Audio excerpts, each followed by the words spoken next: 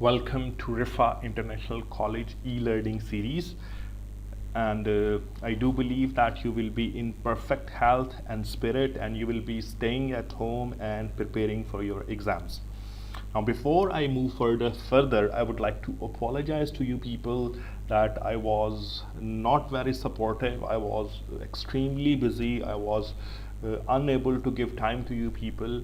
But now onwards, you people will be listening to me regular basis. You will be getting your lectures at regular basis, so you people can prepare very well for your exams. Don't forget that your exams are quite near, and they are going to be conducted most probably, I do not know the exact date, but most probably mid of the next month. So this is apology from my side. Associate Degree Program Semester 2nd, and this is the course for English 2 people. All those people who are in English 2, whether the girls or the boys, this lecture is for them. Before I move further, I would like to tell you people the different aspects, concepts, and the questions that we shall be dealing during this course of the lecture. Now, first of all, I would like to discuss the outline of your course. Why outline? Because you people would come to know precisely that how far we have discussed, what portions and concepts are left to be discussed. Second, I will be discussing what are the different sections of the office. Now, why is this? You will come to know with the course of this lecture, because it is a series of the lecture. You will come to know in the further upcoming lectures. Third aspect, defining the major terms. I'll be defining what is business messages, organizing those messages, direct and indirect approach, and what is actually drafting. So these are the few small terms. Now remember, defining a term won't be asked, but defining a term makes you people to understand a question in a better manner. Now, next aspect gonna be that what are the major steps of organizing the business messages. These are the few major questions that you will be understanding, and you will be getting the concepts. I'm reinforcing the concept. Do not forget that these are the questions which will be helping you people to solve your midterm exams. Now, organizing and drafting the business messages. This is our concept, and this is Muhammad Irfan Ilyas, as you can see, and we shall be discussing. I'll be discussing this course. As you know that we have understood all these 1, 2, 3, 4 aspects, and only this aspect, organizing your messages, where my cursor and pointer is moving, organizing your messages. This is the major concept of today. So let's move on towards this concept of the lesson. Get ready. Now, sections of the office. As I have said earlier, there are 5 often overlooked types of departments in companies' organizational structure and how they function together to bring a product to a market. Now, please understand this very carefully. If you are having a difficulty, I will translate into Urdu. किसी भी बड़ी company में ये 5 departments जो हैं वो लाजमी हिस्सा होते हैं, और ये एक बहुत अहम रोल प्ले करते हैं. The very first department is the services department. Now this means that all those people who will be sitting in front of the computers and who will be giving their mental or physical services. Second, the supply chain management department. For example, एक product अगर company में बन रही है तो उसके 3-4 aspects हो सकते हैं. फॉर एग्जांपल जीन्स के अगर आप समझ ले तो जीन्स का सबसे पहला एस्पेक्ट है जी भाई कपड़ा. सो एक जो है वो कपड़े वाले डिपार्टमेंट में आएगा, कपड़े से फिर वो स्टिचिंग वाले डिपार्टमेंट में आएगा. सो सप्लाई चेन मैनेजमेंट उसका वो एस्पेक्ट है. The production and the quality assurance department. Now this is very important. ये वो सेक्शन होता है जो कि किसी भी ऑर्गेनाइजेशन में क्वालिटी को अश्योर करता है कि जो हम जीन्स बना रहे हैं, ये जो सेल फोन बन रहा है, या ये जो आइसक्रीम हमारी कंपनी में बन रही है, कोई भी प्रोडक्ट हो सकती है, वो किस हद तक लोगों के लिए बेनिफिशियल और सूदमंद है। Next, the finance department. ये वो डिपार्टमेंट होता है जो कि किसी भी इदारे में फाइनेंसेस को, रुपयों पैसों को हैंडल करता हो। द इंफॉर्मेशन टेक्नोलॉजी डिपार्टमेंट, ये वो डिपार्टमेंट होता है जो कि तमाम इदारों के साथ कोऑर्डिनेट करता है और उनको रेलेवेंट इंफॉर्मेशन फराहम करता है। अब इसको समझना इंतहाई आसान है। आप एग्जाम्पल ले लें अपने कॉलेज की। Now you have entered into a college, you have seen that there is a guard standing. आप मूव करते करते आ जाते हो फ्रंट ऑफिस में। फ्रंट ऑफिस में सर शहरियार मौजूद हैं, सर नोमान मौजूद हैं, या कोई और टीचर, कभी कभी सर नबील भी बैठे होते हैं, वो मौजूद हैं, वो आपको गाइड कर सकते हैं। Then you will move towards your classes. फिर आप क्लासेस की तरफ मूव करते हैं। अगर साइंसेस के बच्चे हैं तो वो फिर प्रैक्टिकल के लिए लैब्स में मूव करते हैं। अगर उनको कोई टीचर अवेलेबल नहीं है तो they will be asking from certain department. So ये जो 3-4 डिफरेंट डिपार्टमेंट्स हैं, ये किसी भी ऑर्गेनाइजेशन के काम में, उसको स्मूथ बनाने में अहम किरदार अदा करते हैं। आगे बढ़ते हैं। Now this has come to define different aspects. अब बिजनेस मैसेज होता क्या है? What is a business message? Generally, a business message has a precise content related to the business. Precise content होता है, precise का मतलब होता है to the point। फोन बनाने वाला है तो वो सिर्फ और सिर्फ फोन के हवाले से, प्रोडक्ट्स, उसकी चीज़ें, उसकी एसेसरीज के हवाले से बात करेगा। It can be a message for the internal purpose as for the employees और बोर्ड ऑफ द डायरेक्टर्स। हाँ, कई मरतबा मैसेज जो है वो सिर्फ और सिर्फ, फॉर एग्जाम्पल अभी इसको समझ लेते हैं, बड़ा आसान है। हमारे सर प्रिंसिपल हैं, वो टीचर्स को टेक्स्ट करते हैं कि आप लोगों ने इतने बजे क्लास में मौजूद होना है। ये मैसेज तमाम लोगों को आ गया।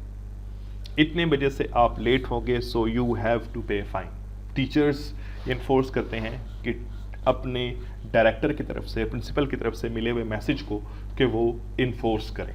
फिर आगे वो बोलता है और external for clients, creditors, services providers. फिर आगे बिजनेस मैसेज ये भी हो सकता है कि टीचर जब क्लास में आ गया वो बोलता है बेटे आप इस टाइम से डिले नहीं करोगे, आपने फला असाइनमेंट इस टाइम पे सबमिट करानी है, आपका एग्जाम इस डेट पर है। सो बिजनेस मैसेजेस ओवरऑल कंपनी के लिए भी हो सकता है, जैसा कि मैंने एग्जांपल दी सर जहांजेब की, सर ज़हूर की, कि वो हमें कोई मैसेजेस करते हैं और टीचर्स आप लोगों को जो मैसेज करेंगे वो क्लाइंट्स के को सामने रख के मैसेज किया जाएगा। आगे बढ़ते हैं। नाउ अब इस एस्पेक्ट पे आ जाते हैं जो कि हमारा मेन क्वेश्चन है कि ऑर्गेनाइजिंग द मैसेज क्या होता है। Organizing involves assigning tasks, grouping task into departments, जिस तरह अभी मैंने डिपार्टमेंट्स के नाम बताए, delegating authority and allocating resources across the organization. अब ये एक छोटी सी डेफिनेशन है, मैं आगे भी इसको एक्सप्लेन करता हूँ सिंपल वर्ड्स में, लेकिन पहले हम इसको कंप्लीट कर लें।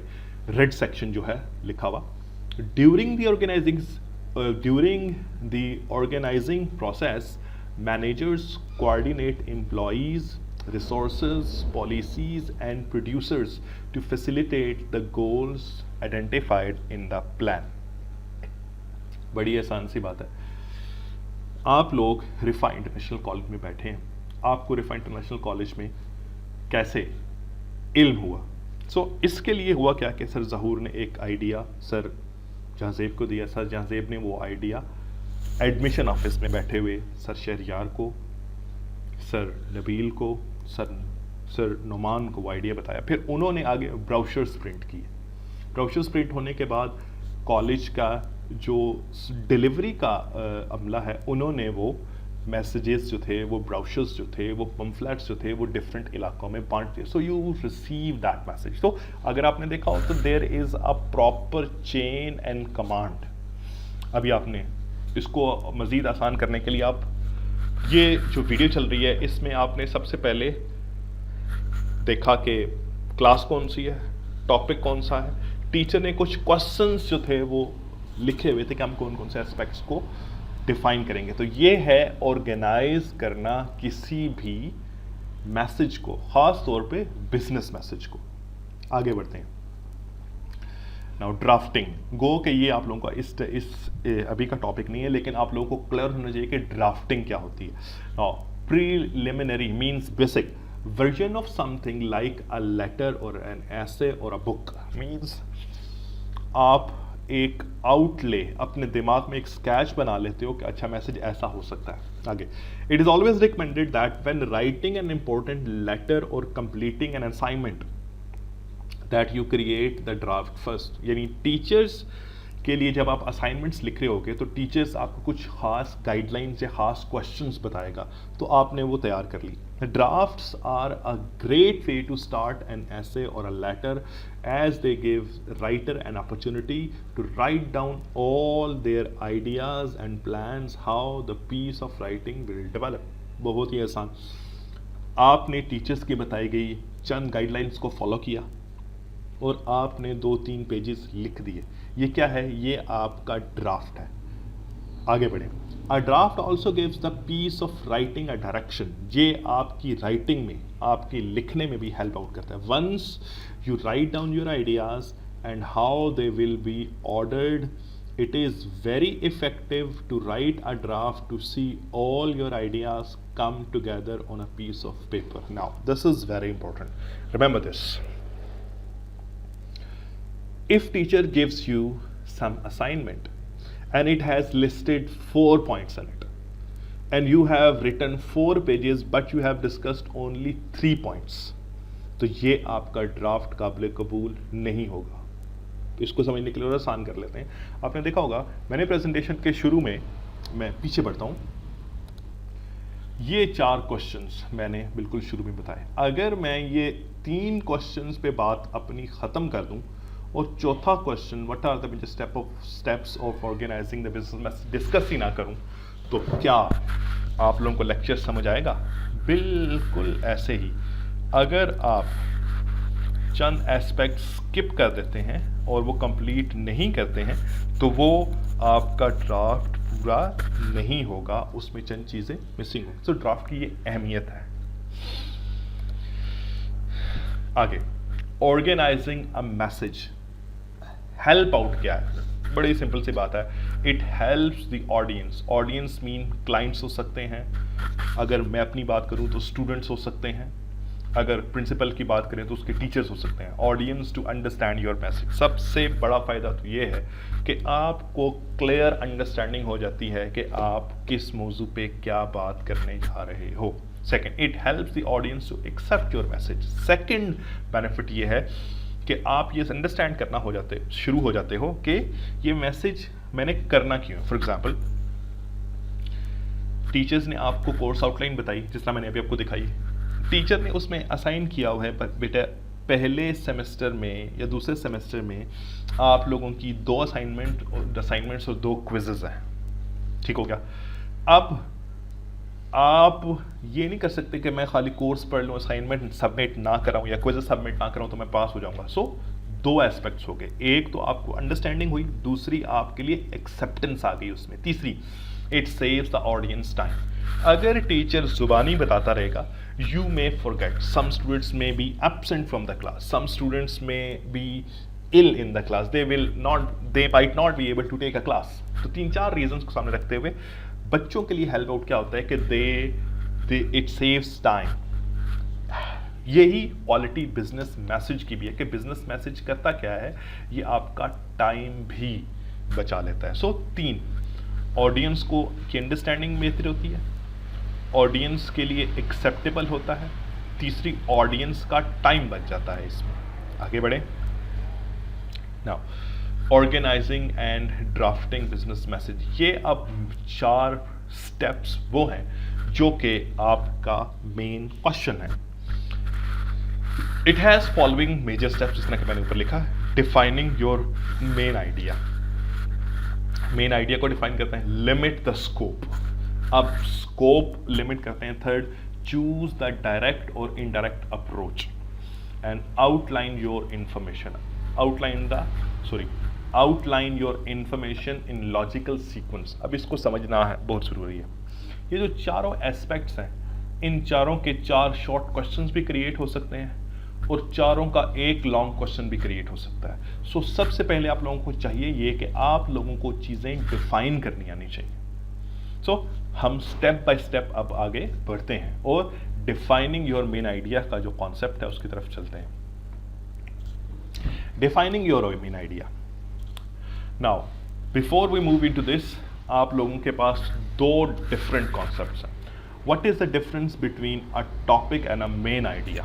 Now, a topic is a general subject of a paragraph or a message. मतलब मैंने प्रेजेंटेशन स्टार्ट करने से पहले एक टॉपिक लिखा, ऑर्गेनाइजिंग अ बिजनेस मैसेज। ये क्या है? ये टॉपिक आ गया, ठीक हो गया। तो ये किसी भी एक लॉन्ग पैसेज को, लॉन्ग बुक को समझने में हेल्प आउट कर। Second, topics are simple and described with just a word or a phrase. आप लोगों की किताब है, वो है जी इंग्लिश 2 के नाम से। इंग्लिश 2 अब क्या है?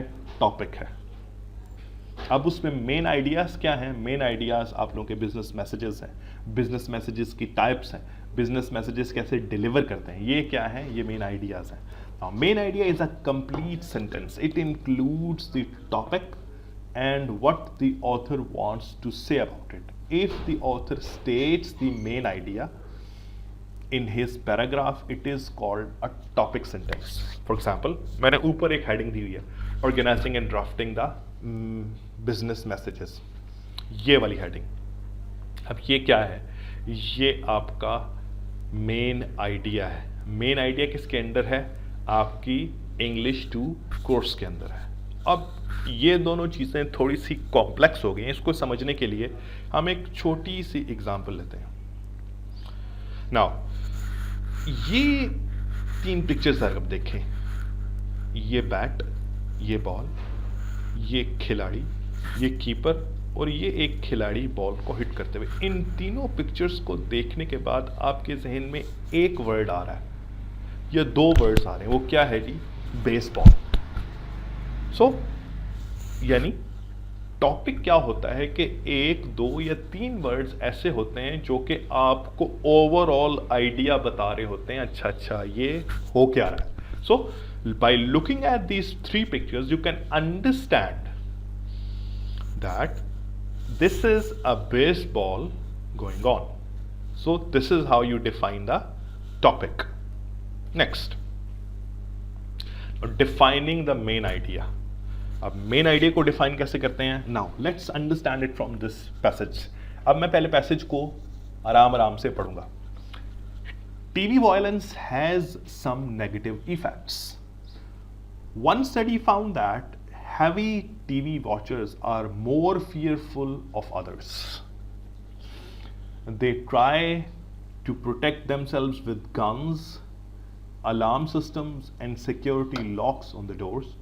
In the same study, it was found that the heavy TV watchers are less upset about real life violence than are non-TV watchers. All of the violence they see on TV makes them less sensitive to the real thing. A recent study also found that TV violence increases aggressive behavior in kids and makes them more likely to select toy guns rather than other kinds of toys. Now, passage पढ़ने का मकसद क्या है? अगर आपने passage गौर से देखा हो, सुना हो, तो आपके जहन में 3-4 वर्ड्स ऐसे आएंगे जो कि मेन आइडिया को सपोर्ट करता है। मेन आइडिया क्या है? अगली स्लाइड में मैं आपको दिखाता हूँ। अब देखें, violence, fearful, guns, alarm system, security locks, less upsets, real life violence increases, aggressive, guns, ये सारे के सारे कर रहे क्या हैं कि हमें एक मेन आइडिया बता रहे हैं कि ये पैसेज शायद टीवी पर दिखाए जाने वाले वायलेंस के बारे में हो सकता है। सो ये डिफरेंस है आपके मेन आइडिया में और टॉपिक में. सो you must be very clear. Question can be asked, what is the difference between the main idea and the topic? So you should be clear to define, you must be clear to define all these. Next, how to get the main idea? This is very important question. How to get the main idea? Main idea can be brought forward by different aspects. Brainstorming, journalistic approach, question and answers chain, storytelling tour, and mind mapping. So you should be very clear that these are the different techniques which gives us the main idea and the topic. Now let's define one by one by these. First of all, brainstorming. Brainstorming is a group activity technique by which efforts are made to find a conclusion for a specific problem by generating a list of ideas spontaneously contributed by its members. For example, teacher ने एक word board पे लिखा. Let's suppose teacher ने word लिखा technology. अब जो सामने लोग बैठे हुए हैं 20, 25, 30 स्टूडेंट्स अगर बैठे हुए तो हर स्टूडेंट के जहन में different word, different sentence, different जुमला दिमाग में आएगा. वो जो डिफरेंट जुमले दिमाग में आ रहे हैं वो क्या है असल में? वो ब्रेन स्टॉर्मिंग है. आगे बढ़िए. Journalistic approach. A journalistic approach to content marketing gives people what they want by recognizing this need and capitalizing on it without cynicism. It does dredge for customers in an anonymous ocean of information, but rather seeks to identify who consumers are and what they want by identifying their unique value. अब बड़ी ही आसान journalistic approach क्या है? ये एक ऐसा तरीका है जिसके ज़रिए लोग मार्केट में डिफरेंट सर्विस के ज़रिए लोगों के बारे में जानने की कोशिश करते हैं. फॉर एग्जांपल, आप 5-6 शॉप्स विज़िट कर लें. 5-6 शॉप्स पे 10-12 लोग हो सकते हैं. आप 10-12 लोगों से ये वैल्यू करें कि भाई आप कौन सी सिम यूज़ करते हैं. तो 4-6 लोग ऐसे मिलेंगे जो कि जैज़ की सिम यूज़ करते हैं. एक ऐसा हो सकता है जो वारद की करता हो. 2-3 ऐसे हो सकते हैं जो जोम की हो सकते हैं. तो ये क्या है? जर्नलिस्टिक अप्रोच करती क्या है? ये हमें हेल्प आउट करती है लोगों के बारे में मज़ीद जानने के लिए. Ideas, main topics. After discussing first 2 aspects, now move on to the question answer chain. Start with a key question from the audience perspective and work back towards your message. In most cases, you will find that each answer generates a new question until you identify the information that needs to be in your message. अब purpose क्या है? आपने देखा होगा मैं जब class में पढ़ा रहा होता हूँ मैं करता क्या हूँ कि आप लोगों से एक सीरीज ऑफ क्वेश्चन, एक ही क्वेश्चन से मुतल्लिक पूछता हूँ. ये क्या है? ये क्वेश्चन आंसर चेन है. ये हमें चीज़ों के मुतल्लिक बेहतर अंडरस्टैंडिंग में हेल्प आउट करती है. So this is another aspect. So question can be ask. Short question अगर बनाए जाए एग्जाम में तो ये भी पूछा जा सकता है कि क्वेश्चन आंसर चेन क्या है. आगे, story telling tour. Now some writers find it easier to talk through a communication challenge before they try to write. Pretend you are giving a colleague a guided tour of your message and capture it onto a tape recorder. Then listen to your talk, identify the ways to tighten and clarify the message and repeat the process. Working through this recording several times will help you distill the main idea down to a single concise message. अब ये क्या है? बड़ी simple सी बात है. Teachers जब भी क्लास में पढ़ाने के लिए आते हैं तो वो हमेशा किसी न किसी कहानी के साथ कोई एस्पेक्ट जोड़ते हैं. इवन कहानी सुनाना इतना इम्पोर्टेंट है कि रब्बे करीम ने खुद भी लोगों को समझाने के लिए पहले लोगों की कहानियाँ सुनाई हैं. बल्कि कुरान पाक में एक सूरत है, सूरत कसस, सूरह यूसुफ के हवाले से वो वाक़या बयान करती है। सूरत कसस का मतलब ही किस्सा या कहानी होता है। So story telling is very important as far as generating a main idea और getting a topic of the question. Now अब एक पॉइंट हमारा रह गया, उसकी तरफ बढ़ते हैं। What happened to this? Okay, mind mapping. When using the graphic method, you start with the main idea and then branch out to connect every other related idea that comes to the mind. बड़ी आसान सी। फिर logical questions की, मतलब सवाल पूछते हैं। एक शख्स तेजी से टाइपिंग कर रहा है, आपके जहन में इस बंदे के हवाले से आ सकता है कि यार ये बंदा जो है ना माशाल्लाह खासा समझदार और अच्छा खासा लायक बंदा लगता है मुझे। जो आपके जहन में आइडियाज़ आ रहे हैं, एक टीचर पढ़ा रहा है और एक बंदा बाहर खड़ा होकर ऑब्जर्व कर रहा है, वो बड़ी रेलिवेंट एग्जांपल्स कोट कर रहा है। आप मौलाना तारिक जमील साहब की तकारीर सुनते हैं, वो तकरीर करती क्या है कि आपको आइडिया देती है यार माशाल्लाह तारिक जमील साहब को रब ने बड़ा इल्म, बड़ी तवाज़ो अता की है कि ये बुरे लोगों की बातों को भी इग्नोर करते हैं, राइट। तो ये क्या है, ये सारे की सारी माइंड मैपिंग है। So you must be very clear. मैंने पांचों टर्म्स डिफाइन की हैं। पांचों टर्म्स कौन कौन सी, मैं आपको पिछली स्लाइड पे लेके चलता हूँ। ये पांचों टर्म्स कि brainstorming, journalistic approach, question and answers chain, story teller tour and mind mapping, ये पांचों टर्म्स के फर्दर भी 4-5 छोटे छोटे क्वेश्चंस बन सकते हैं। सो you must be very clear, आप लोगों को चीज़ें डिफाइन करनी आनी चाहिए। अब हम अपनी प्रेजेंटेशन को, अपने लेक्चर को आगे लेके बढ़ते हैं। ओके, अब हमारा तीसरा एस्पेक्ट है लिमिटिंग योर स्कोप। अब लिमिटिंग योर स्कोप का मतलब क्या है? हम बात कर रहे हैं ड्राफ्टिंग अ बिजनेस मैसेज की। पहले मैं आपको डिफाइन कर दूं, the scope of your message is the range information you present, the overall length and the level of detail. Further all this must be relevant to your main idea. मतलब क्या भाई, मैं बात कर रहा हूं organizing and drafting the business message. अब यहाँ पे मैं बिजनेस मैसेजेस के टाइप्स नहीं बता सकता। मतलब क्या है कि मतलब मैं उतनी ही इंफॉर्मेशन बताऊंगा जितनी उस वक्त ज़रूरी है। आपसे पूछा जाएगा आपका नाम, आप बताओगे मेरा नाम मोहम्मद इरफान। आप ये नहीं बताओगे मेरे अब्बा जी का नाम ये है, मेरा फ़ोन नंबर ये है, मेरा आईडी कार्ड नंबर ये है, मैं यहाँ पे रहता हूँ। Not at all. So limiting your scope का मतलब है कि you will be telling the information that is the most relevant and the most required. Further ये थोड़ी सी तफसील है, अब आपको इसको समझने की ज़रूरत है। थोड़ा सी मैंने डिटेल में लिख दिया, लेकिन अगर आप इसको गौर से समझेंगे तो बहुत आसान हो जाएगा समझने का। The scope of your information, its length and detail. अभी मैंने बात की कि कितनी इंफॉर्मेशन और कितनी तफसील में बताई जाए। Must match your main idea. Must match your main idea मतलब जो आप बात कर रहे हो वो मेन आइडिया के मुतल्लिक ही हो।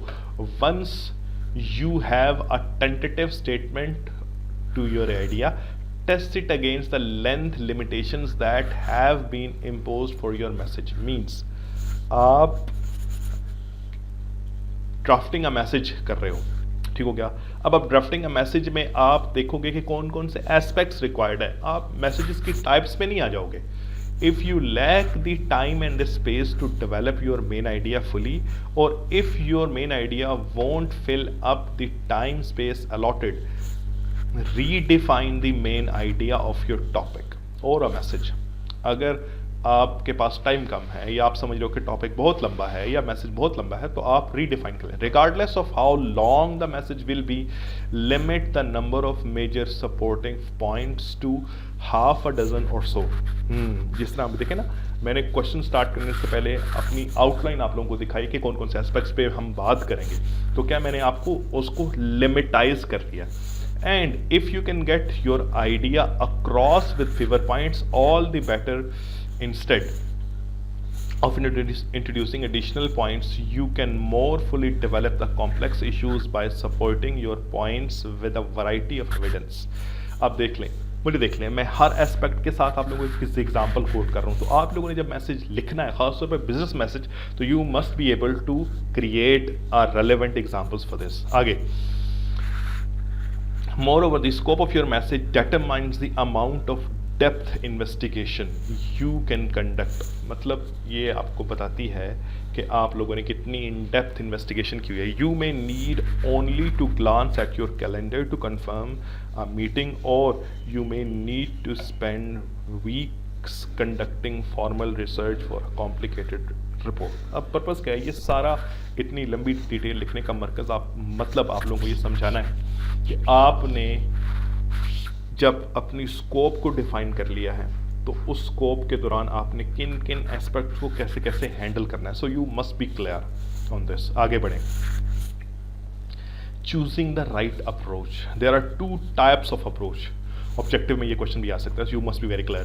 सो there are two types of approach, one is called the direct approach and second one is called the indirect approach. And direct approach को आप डिडक्टिव भी कह सकते हैं और इनडायरेक्ट अप्रोच को आप इंडक्टिव भी कह सकते हैं। अब ये है क्या, इसको डिफाइन करते हैं और समझते हैं। The main idea such as the recommendation, conclusion or request comes first, followed by the evidence।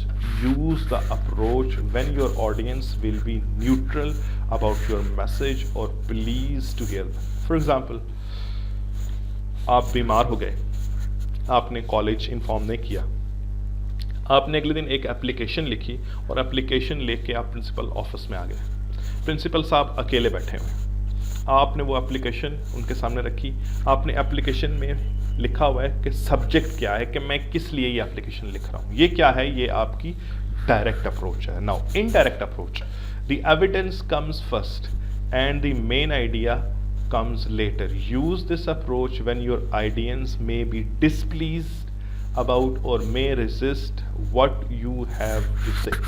मतलब उसी एग्जाम्पल को हम दोबारा लेते हैं। आप प्रिंसिपल ऑफिस में गए बताने के लिए कि मैं बीमार हो गया था, लेकिन आप देखें कि प्रिंसिपल ऑफिस में पहले से 10-12 लड़के मौजूद हैं, उनको पनिशमेंट हो रही है या वो अपनी कोई प्रॉब्लम है वो हैंडल कर रहे हैं। सो आप हाथ खड़ा करोगे, आप बताओगे कि सर मैं कल कॉलेज नहीं आया था, ये इशू था। मीन्स पहले सिनेरियो में प्रिंसिपल साहब जो हैं वो आपकी बात सुनने के लिए अटेंटिव है, this is called the direct approach.